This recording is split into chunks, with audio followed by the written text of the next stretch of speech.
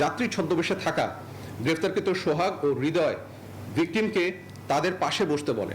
সিএনজিটি জাগরঝুলি হতে জাঙ্গালিয়ার উদ্দেশ্যে রওনা দেওয়ার পর গ্রেফতারকৃত সোহাগ ও হৃদয় মিলে ধারালো অস্ত্র দিয়ে ভিকটিমকে আঘাত করে ও ভয়ভীতি প্রদর্শন করতে থাকে। কুমিল্লার বিভিন্ন এলাকায় অভিযান চালিয়ে কাস্টমস কর্মকর্তা বুলেট বৈরাগী হত্যাকাণ্ডে জড়িত 5 জনকে গ্রেফতার করেছে র্যাব।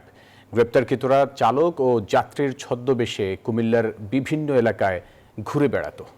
দূর দূরান্ত থেকে আসা যাত্রীদের টার্গেট করে সিএনজি চালিত অটোরিকশায় তুলে ধারালো অস্ত্র দিয়ে আঘাত করে সবকিছু ছিনিয়ে নিত বলে জানিয়েছে র্যাব। শনিবার সকালে কুমিল্লার কোটবাড়ি এলাকায় বুলেট বৈরাগীর মরদেহ উদ্ধার করা হয়। বুনিয়াদী প্রশিক্ষণ শেষে চট্টগ্রাম থেকে কুমিল্লায় ফিরছিলেন তিনি। বাস থেকে কুমিল্লার পদুয়ার বাজারে নামার কথা থাকলেও ভুলবশত পরের স্টেশন জাগরঝুলিতে নেমে পড়েন।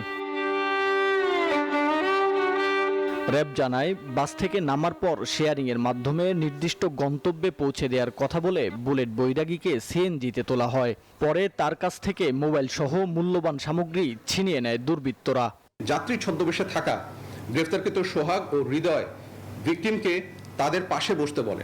সিএনজিটি জাগরঝুলি হতে জাঙ্গালিয়ার উদ্দেশ্যে রওনা দেওয়ার পর গ্রেফতারকৃত সোহাগ ও হৃদয় মিলে ধারালো অস্ত্র দিয়ে ভিকটিমকে আঘাত করে ও ভয়ভীতি প্রদর্শন করতে থাকে। সিএনজিটি কোটবাড়ি বিশ্ব রোড অতিক্রম করলে অভিযুক্তগণ ভিকটিমকে ধাক্কা দিয়ে চলন্ত সিএনজি থেকে ফেলে দিয়ে দ্রুত ঘটনাস্থল থেকে পালিয়ে যায়। সবকিছু ছিনিয়ে নেওয়ার পর বুলেট বৈরাগীকে রাস্তায় ফেলে দেয় অপরাধীরা।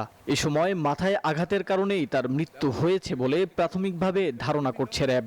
এ ঘটনায় 5 জনকে গ্রেফতার করে র্যাব। উদ্ধার করা হয় একটি সিএনজি অটোরিকশা। হত্যাকাণ্ডের সাথে জড়িত মোহাম্মদ সোহাগ, ইসমাইল হোসেন জনি, ইমরান হোসেন হৃদয়, রাহাত হোসেন জুয়েল এবং মোহাম্মদ সুজনকে কুমিল্লা হতে গ্রেফতার করা হয়। গ্রেফতার 5 আসামির মধ্যে সোহাগের কাছ থেকে বুলেট বৈরাগীর মোবাইল ফোন উদ্ধার করা হয়েছে। অন্যান্য দ্রব্যাদি উদ্ধার করা হয়। মাহমুদুল হাসান ইমন, নিউজ 24, ঢাকা।